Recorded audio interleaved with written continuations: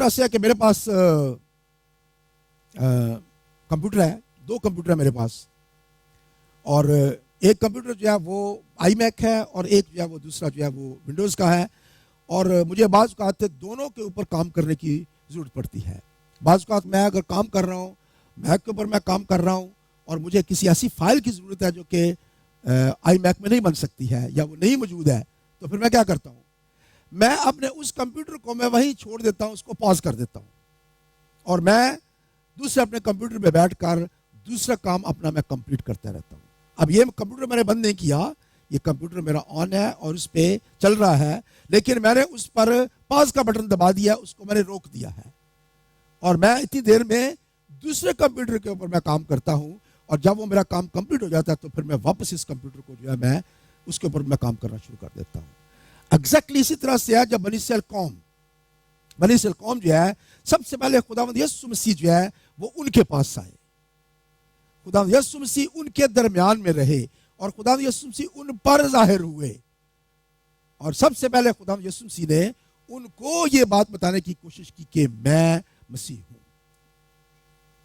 اور اگر آپ دیکھیں کہ خداوند یسوع مسیح کی جو 3.5 سال کی منسٹری ہے، ہم اس میں جو آج ہمارے پاس نئے عہد نامے کی تعلیم ہے، جو کہ بہت ساری ہمارے پاس تعلیمات ہیں، وہ خداوند یسوع مسیح نے ان باتوں کو زیادہ نہیں سکھایا۔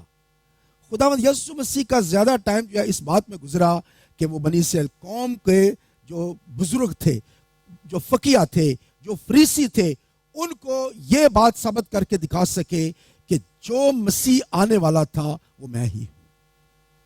اور خداوند یسوع مسیح کے معجزات، اندھوں کو آنکھیں دینا، لنگڑوں کو چلانا، مردوں کو زندہ کرنا، یہ تمام چیزیں جو ہیں یہ ان کے لیے خداوند یسوع مسیح نے کس کے لیے کی؟ بنی اسرائیل قوم کے لیے۔ یاد رکھیں کہ پرانے عہد نامے میں نہ میں اور آپ کوئی بھی غیر قوم کا شخص نہیں تھا۔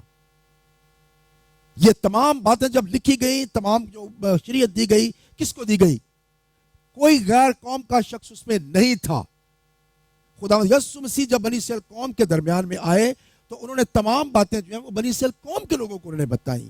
ان کے فقیہوں اور فریسیوں کے ساتھ ان کی بحث ہوتی تھی، اور ان کو بتانا یہ چاہتے تھے کہ جس مسیح کا تم انتظار کر رہے ہو وہ میں ہوں۔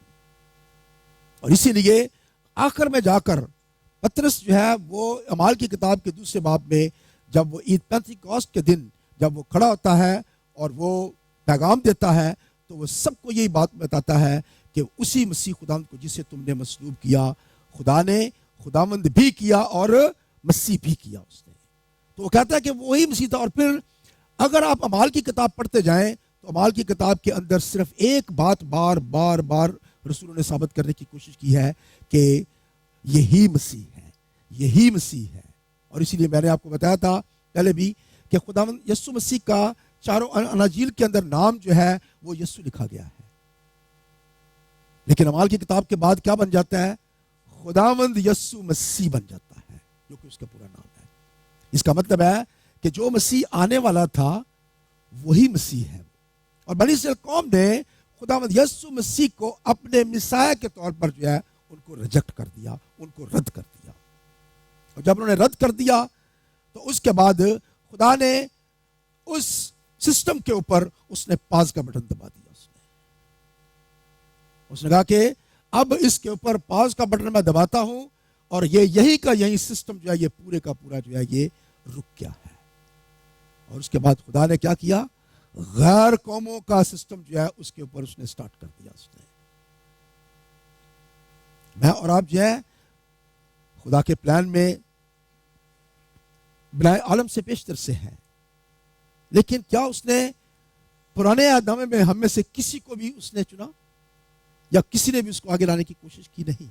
اس نے بنی اسرائیل قوم کو موقع دیا، اور آخرکار اس نے بنی اسرائیل قوم نے جب خداوند یسوع مسیح کو ریجیکٹ کر دیا، تمام چیزیں دیکھنے کے باوجود بھی، تمام معجزات دیکھنے کے بعد، تمام جتنے بھی نشانات تھے انہوں نے دیکھے، لیکن اس کے باوجود بھی انہوں نے اس کو ریجیکٹ کر دیا۔ میرے ساتھ دیکھیے اعمال کی کتاب اس کا 2 باب،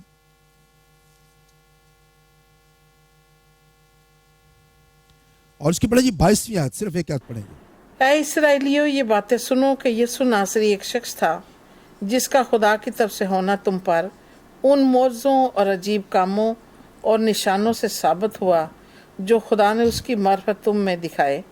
चुनाचा तुम आप ही जानते हो जब वो बस खुदा के तुम पर उन मौजज़ों और अजीब कामों और निशानों से साबित हुआ जो खुदा ने उसकी मार्फत तुम में दिखाए, तुम में दिखाए। लेकिन आगे जाकर लिखा है, चुनाचे तुम आप ही जानते हो जब वो खुदा के मुकर्रर इंतजाम और इब्ने साबक के मुआफिक पकड़वाया गया तो तुमने बेशरा लोगों के हाथ से उसे मसरूब करवा कर मार डाला, लेकिन खुदा ने मौत के बंद खोल कर उसे जलाया क्योंकि मुमकिन न था कि वो उसके कब्जा में रहता। यहाँ पे वाज़ेह में नजर आता है कि खुदावंद यीशु मसीह ने तमाम मौजज़ात, तमाम निशानात, तमाम चीजें उन्हें दिखाई, और ये तमाम किसको साबित करने के लिए थी? क्या गैर कौमों के पास कोई तस्वर था मसीह का? हा? किसी हिंदू के पास तस्वर था कि मसीह है, या किसी ग्रीक मिथोलॉजी वालों के पास था कोई ऐसा तस्वर कि मसीह आने वाला है? किसके पास था ये तस्वर? मसीह आने के बारे में कौन जानता था? सिर्फ एक कौम जानती थी, और वो कौन थी? बनी इसराइल कौम जानती थी। इसीलिए मसीह का आना उनके अंदर ही जरूरी था। और खुदा यीशु मसीह ने तमाम मौजज़ात दिखाए, जो कुछ भी किया, लेकिन उन्होंने क्या किया? उसको रिजेक्ट कर दिया। उन्होंने कहा कि ये मसीह नहीं है, और आज तक जो है वो इसी बात पर बज़िद हैं कि जो पहले मसीह आया था वो झूठा मसीह था, और हम मसीह का इंतजार कर रहे हैं, मसीह आने वाला है। और यही वजह है कि खुदा ने जो है वो बनी इसराइल कौम के सिस्टम पर जो है उसने पाज का बटन दबा दिया है, और वो पाज में उस वक्त से वो रुका हुआ है। अब बैकग्राउंड में काम हो रहा है, खुदा अपने वादों को याद कर रहा है, उनको वापस ला रहा है, सब कुछ कर रहा है। लेकिन इस 2000 साल में खुदा जो है वो एक दूसरी जगह पे काम कर रहा है, और वो किस पे काम कर रहा है? गैर कौमों पे काम कर रहा है। गैर कौमों को इन 2000 साल में जो है वो खुशखबरी के जरिए से तैयार किया जा रहा है। और ये कलीसिया जो है, याद रखें, जो 2000 साल से खुदा कलीसिया तैयार कर रहा है, ये उसका बदन है, ये कलीसिया उसकी दुल्हन है, और इसी दुल्हन को खुदावंद यीशु मसीह जो है वो अपने साथ लेकर जाने वाला है। बनी इसराइल कौम ने जब खुदावंद यीशु मसीह को रिजेक्ट कर दिया, जब रद्द कर दिया, तो खुदा ने गैर कौमों की तरफ उसने जो है उसने तवज्जो की, जो उसके प्लान में थे। क्योंकि खुदा का प्लान ये था कि पूरी गैर कौमों के अंदर से, पूरी दुनिया के अंदर से लोग जो हैं वो ईमान के वसीला से जो है वो खुदा की बादशाही में दाखिल हो सके। इसलिए खुदा ने पुराने अहदनामे के अंदर सिस्टम जो था वो था शरीयत का सिस्टम, बेशुमार जो है वो कुर्बानियाँ थी, ईदें थी, बहुत सारे अहकामात थे, और हुक्म था कि आपने उन तमाम चीज़ों को पूरा करना है, तभी आप खुदा के हुजूर में रास्तबाज ठहर सकते हैं।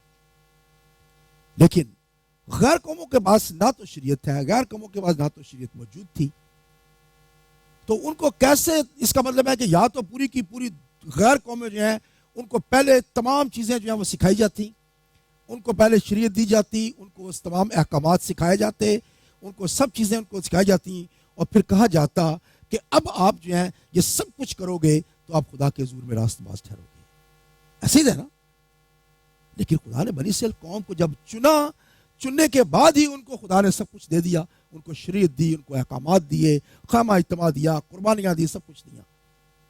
लेकिन एक गैर कौम का शख्स जो है उसको जब पता ही नहीं है कि शरीयत क्या होती है, कुर्बानियाँ क्या होती हैं, ये तमाम चीज़ें क्या होती हैं, और उसको आप कहें कि भी आप तमाम चीज़ों पर अमल करेंगे तो आप खुदा के हुजूर में रास्तबाज ठहर सकते हैं।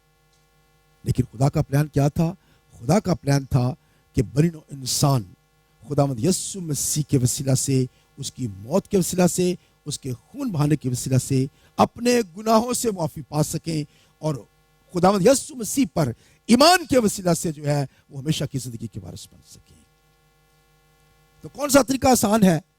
खुदावंद यीशु मसीह पर ईमान लेकर आकर आप हमेशा की जिंदगी के वारिस बन जाते हैं, या कि आप उन अहकामात को, ईदों को, सारी चीज़ों को आप मनाएं और कहें कि जी मैं जब तक इनको नहीं करूंगा उस वक्त तक मैं खुदा के हुजूर रास्तबाज नहीं ठहर सकता हूं।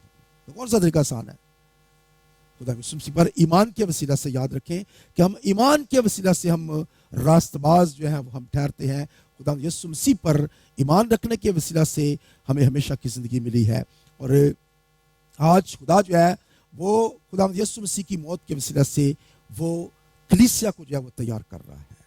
کلیسیا جو ہے وہ تیار جب ہو جائے گی اور اس کے بعد کلیسیا جو ہے وہ آسمان پر اٹھا لی جائے گی, اور یہ پوری دنیا کے لوگوں سے پہلے جتنے بھی لوگ اس دنیا کے اندر رہتے ہیں جو خداوند یسوع مسیح پر ایمان نہیں لے کر آتے, ان سے پہلے جو ہے سب سے پہلے جسے ہم ریپچر کہتے ہیں, کلیسیا کا اٹھایا جانا, کلیسیا جو ہے وہ اٹھا لی جائے گی.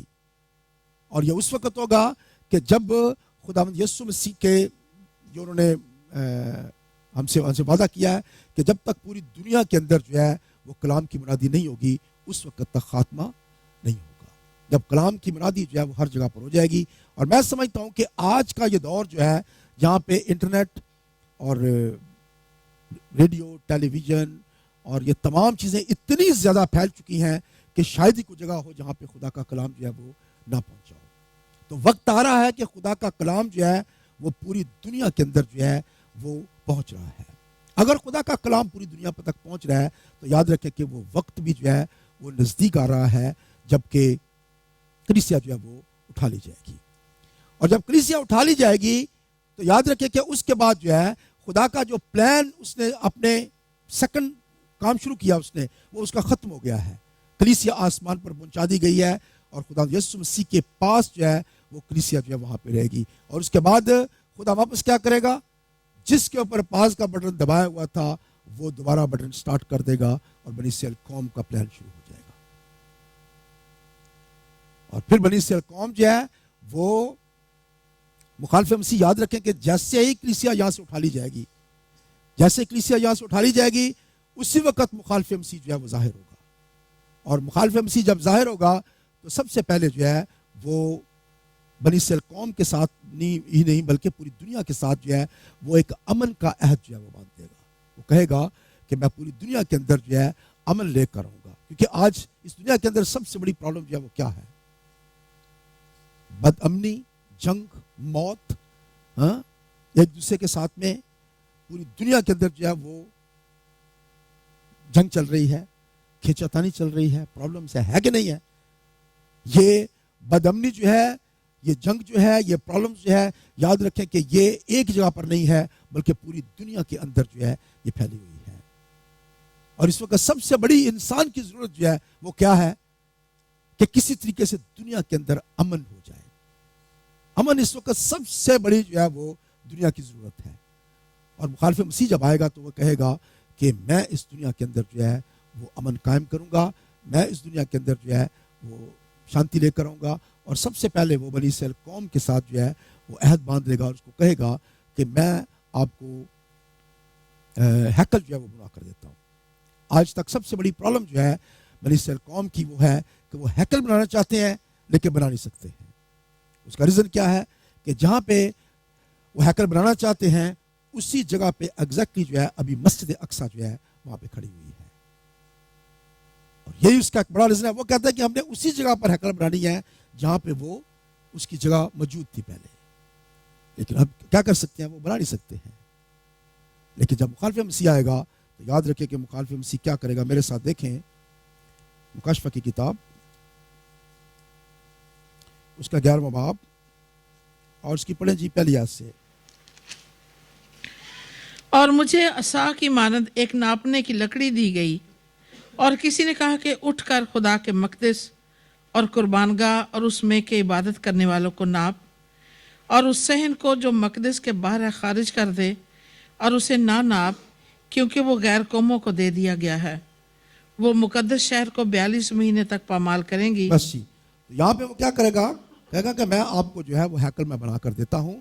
اور اس وقت جہاں پہ مسجد اقصی کھڑی ہوئی ہے وہ بیسیکلی جو ہیکل کا نقشہ تھا اس کے اندر جو غیر قوموں کا احاطہ تھا جس میں لوگ آ کر اپنی دکانیں لگاتے تھے, چیزیں بیچتے تھے, اس جگہ پر ہے. اور وہ کہے گا کہ میں آپ کو یہاں پہ, آپ دیوار یہاں سے کھینچو, مسجد کو آپ ایسے ہی رہنے دو اور آپ جہاں پہ باقی کا حصہ ہے آپ اس میں اپنی ہیکل کو تعمیر کرو. اور 3.5 سال تک جو ہے ہیکل جب بن جائے گی, 3.5 سال تک جو ہے 42 مہینے کتنے بنتے ہیں 3.5 سال, تو 3.5 سال تک جو ہے وہ ایسے ہی رہے گا. اور 3.5 سال تک جو ہے جب ہیکل بن جائے گی, تیار ہو جائے گی, اور اس کے بعد وہ اس کے اندر جو ہے وہ انٹر ہو جائے گا, پاک ترین مقام کے اندر چلا جائے گا, اور وہاں پہ جا کر جو ہے وہ کہے گا کہ میں خدا ہوں, میری پرستش جو ہے وہ کرو. اسی لیے خدا یسوع مسیح نے کہا جب تم اس اجاڑنے والی مکروہ چیز کو جس کا اس جگہ پہ کھڑا ہونا روا نہیں ہے کھڑا ہوا دیکھو تو سمجھ لو کہ خاتمہ آ گیا ہے. تو کیا ہوگا کہ جب وہ پاک ترین مکان کے اندر داخل ہو جائے گا اور وہاں پہ جا کر کہے گا کہ میں خدا ہوں, میری پرستش کرو. میرے ساتھ دیکھیں تسلونیکیوں کے خط میں اس کے بارے میں لکھا ہے. تسلونیکیوں کے نام کی کلیسیا کے نام لکھا ہوا دوسرا خط, اور اس کی تیسری آیت سے پڑھیں گے جی. کسی طرح سے کسی کے فریب میں نہ آنا, کیونکہ وہ دن نہیں آئے گا جب تک کہ پہلے برگشتگی نہ ہو اور وہ گناہ کا شخص یعنی ہلاکت کا فرزند ظاہر نہ ہو, جو مخالفت کرتا ہے اور ہر ایک سے جو خدا یا معبود کہلاتا ہے اپنے آپ کو بڑا ٹھہراتا ہے, یہاں تک کہ وہ خدا کے مقدس میں بیٹھ کر اپنے آپ کو خدا ظاہر کرتا ہے. جی, تو کیا کرے گا جی؟ وہ گناہ کا شخص جب ہلاکت کا فرزند ظاہر ہوگا تو وہ خدا کے مقدس میں بیٹھ کر اپنے آپ کو خدا ظاہر کرتا ہے, کہے گا کہ میں خدا ہوں. اور اس کے بعد بنی اسرائیل قوم کو پتہ چلے گا کہ ہم نے کتنی بڑی غلطی کی ہے کہ ہم اس کو مسیح سمجھ بیٹھے ہیں, یہ تو مسیح نہیں ہے. اور پھر وہ 3.5 سال تک جو ہے وہ بنی اسرائیل قوم کے اوپر جو ہے وہ تباہی لے کر آئے گا, جسے ہم یعقوب کی مصیبت کا زمانہ کہتے ہیں. یعقوب کی مصیبت جسے کہتے ہیں کہ یعقوب کی مصیبت جو ہے وہ کیا ہے؟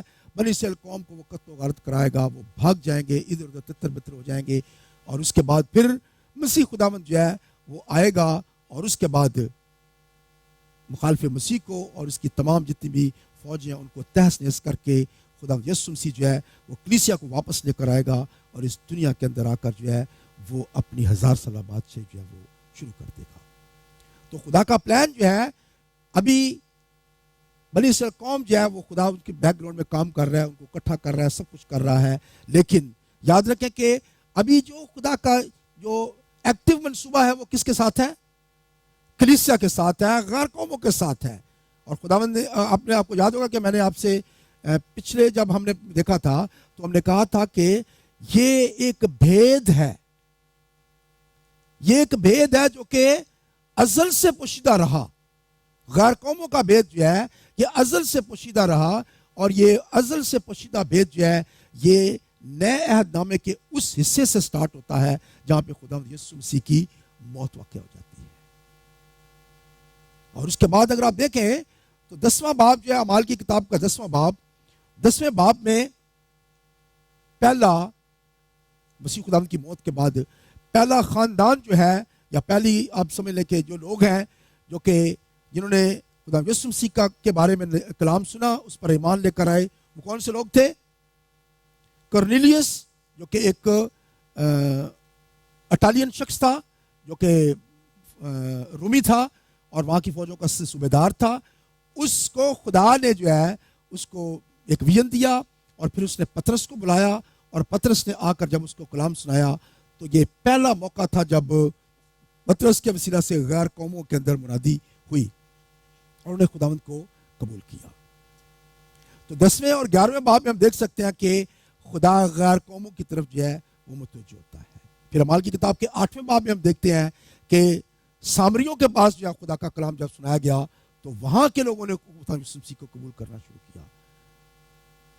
لیکن 9ویں باب میں ہمیں ایک نظر آتا ہے کہ 9 باب میں پولس رسول جو ہے وہ ظاہر ہوتا ہے.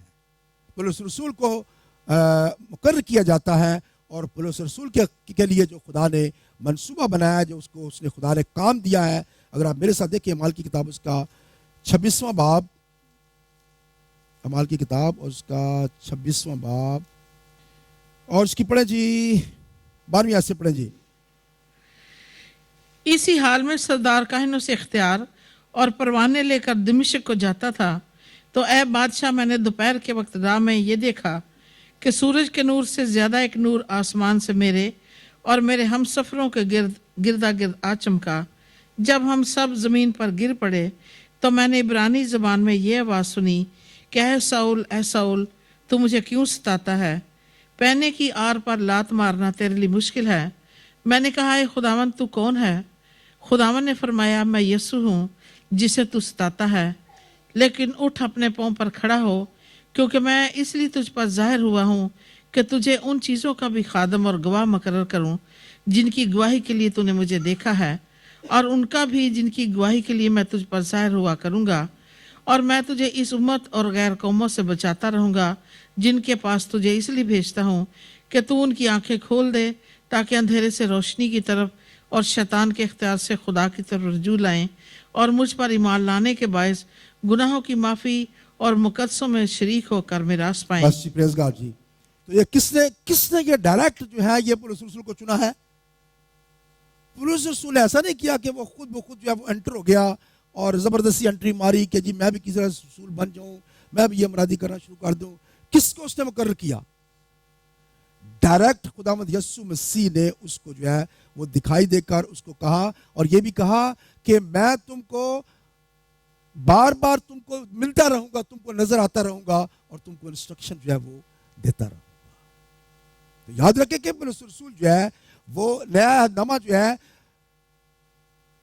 2/3 2/3 हिस्सा जो है नए अहदनामे का, याद रखें कि वो पौलुस रसूल का लिखा हुआ है। आज जो हमारे पास बाइबल की तालीमात हैं, नए अहदनामे की मसीहत की जो तालीम है, जितनी भी डॉक्ट्रिन्स हमारे पास हैं, याद रखें कि ये सारी की सारी जो है ये हमें नए अहदनामे में पौलुस रसूल के वसीला से हमें मिलती है। और खुदा ने उसको स्पेशल इस काम के लिए चुना और मुकर्रर किया कि वो खुदावंद यीशु मसीह के उस प्लान को जो अज़ल से गैर कौमों के लिए बनाया गया था, पौलुस रसूल जो है वो उसका मेन बंदा जो है हो सके। पतरस ने जो है वो काम किया, उसने दूसरे रसूलों ने काम किया। आपको शायद मालूम नहीं है कि तोमा जो था, तोमा जो है वो हिंदुस्तान आया, पाकिस्तान में टेक्सला के मकाम पर, और उसके बाद वो हिंदुस्तान में गया, जहाँ पे हिंदुस्तान के अंदर उसने कलीसियाएं कायम की, और फिर हिंदुस्तान के अंदर ही एक हिंदू ने जो है उसको बर्छा मारकर उसको जो है वो मार दिया था। तो तोमा जो है वो भी आया, उसने गैर कौमों के अंदर आकर मुनादी की और गैर कौमों तक खुदा का कलाम सुनाया। दूसरे रसूल जो है वो सब लोग गए, जितने भी थे। इंद्रियास किसी और जगह पे गया, और बाकी जितने भी थे सब जगह जगह पे गए। यूहन्ना जो है वो यूरोप की तरफ चला गया। लेकिन याद रखें कि पौलुस रसूल जो है उसको खुदा ने स्पेशल गैर कौमों का रसूल ठहराया, और उसको तमाम चीज़ें जो हैं वो बाइबल के अंदर जो है खुदा ने बताया है कि खुदा ने, खुदावंद यीशु मसीह ने उसको मुकाशफों के तौर पर जो है उसको दी है। वो बार बार ये कहता है कि मुझे ये मुकाशफा हुआ, मुझे ये बात खुदावंद की तरफ से पहुंची, मुझे ये बात खुदावंद ने कही। और फिर बार बार हमें अमाल की किताब में नजर आता है, फिर खुदावंद उस पर जाहिर हुआ और उसने कहा कि तू खौफ ना कर, मैं तेरे साथ हूं। तो खुदावंद यीशु मसीह जो है उसने, पौलुस रसूल जो है उसने खुदावंद यीशु मसीह की जो मिनिस्ट्री है, या खुदावंद यीशु मसीह की जो खिदमत है, या गैर कौमों को ये खुशखबरी सुनाने का काम जो था, जो कि आज 2000 साल से कलीसिया तैयार हो रही है, ये किसके वसीले से हुआ? ये पौलुस रसूल के वसीले से हुआ। आज बहुत सारी ऐसी कलीसियाएं उठ खड़ी हुई हैं जो कि कहते हैं कि पौलुस रसूल के खतों को हम नहीं मानते हैं। अमेरिका के अंदर मैं गया था, एक शख्स से मेरी मुलाकात हुई, वो कहता कि यहाँ पे कुछ लोग हैं वो बाइबल एक नई तैयार कर रहे हैं, और उस बाइबल के अंदर से उन्होंने अमाल की किताब के अंदर से थोड़े सी 6-7 जो बाब हैं वो रख के बाकी पूरी अमाल की किताब उन्होंने निकाल दी है। उन्होंने जहाँ पे गैर कौमा का जिक्र है वो नहीं है, पौलुस रसूल की सारे खतूत उन्होंने निकाल दिए हैं और नई बाइबल जो है वो प्रिंट कर रहे हैं। वो कहता है कि जी हमें मसीह और फिर पुराने अहदनामे की तालीम के ऊपर हमें रहना चाहिए। हम पौलुस रसूल को नहीं जानते कि वो कौन है। अगर आप पौलुस रसूल की किताबों को उसमें से निकाल देते हैं तो खुदा यीशु मसीह की कोई भी मिनिस्ट्री जो है वो आपको नहीं नजर आएगी। क्या खुदा यीशु मसीह ने किया, क्या उसने हमारे लिए किया है, क्या उसने वादे किए हैं, कुछ भी आपको नजर नहीं आएगा। क्योंकि खुदा यीशु मसीह जब इस दुनिया के अंदर थे तो उनकी पूरी खिदमत जो किन के लिए थी? यहूदियों के दरमियान में थी। गैर कौम वाले नहीं थे वहां पे, वो यहूदियों को समझा रहे थे। लेकिन गैर कौमों के लिए, जिसको पौलुस रसूल कहता है कि ये भेद मुझ पर जाहिर किया गया, वो भेद जो हमने पिछले दिनों में सीखा था कि बार बार उसकी तरफ वो इशारा करता है कि वो भेद जो खुदा ने अज़ल से छिपा कर रखा हुआ था, उसने वो भेद कलीसिया पर जाहिर किया। अगर वो हम निकाल देते हैं तो याद रखें कि फिर नया अहदनामा खत्म हो जाएगा और हम कुछ भी नहीं रहेंगे। इसलिए मेरे खास तौर पर जब हम खुदा के कलाम की तालीम की बात हम करते हैं, کہ خدا کے کلام کو ٹھیک طریقے سے ہمیں سمجھنے کی ضرورت ہے, اس کو جاننے کی ضرورت ہے. آج بے شمار لوگ ہیں جو غلط تعلیمات لوگوں کو دے رہے ہیں, یہ بھی ہمیں کرنا چاہیے, یہ نہیں کرنا چاہیے, یہ ہمیں چیزوں پہ عمل کرنا چاہیے, اور بے شمار لوگوں کو اپنی طرف انہوں نے لگایا ہوا ہے اور اپنے پیچھے انہوں نے لگایا ہوا ہے, غلط تعلیم دے رہے ہیں, اور وہ دھیرے دھیرے وہ نئے عہد نامے کی تعلیم جو ہے وہ لوگوں کے دلوں سے ختم کر رہے ہیں, اور وہ کہتے ہیں کہ ہمیں پرانے عہد نامے کی تعلیمات جو ہیں صرف اور صرف ہمیں ان پر عمل کرنے کی ضرورت ہے. لیکن یاد رکھیں کہ خدا کا کلام جو ہے یہ پورے کا پورا خدا کا کلام ہے, اور اگر ہم اس کلام کو ٹھیک طریقے سے نہیں سمجھتے ہیں, نہیں جانتے ہیں, تو پھر ہم اپنی زندگی میں بہت ساری غلطیاں جو ہیں وہ کریں گے اور خدا کے فضل سے ہم محروم رہ جائیں گے. پریز گاڈ. تو ہم اپنے آپ کو جانچیں, پرکھیں اور سوچیں کہ خدا کا کلام ہمیں کیا سکھاتا ہے. خدا ہم نے زندگی رکھی تو اگلے ہفتہ میں پھر ہم اس سے آگے جو ہم سیکھیں گے اور خدا کے کلام کی باتیں ہم سیکھیں گے تاکہ ہم برکت پا سکیں. خدا ہم آپ کو برکت بخشے.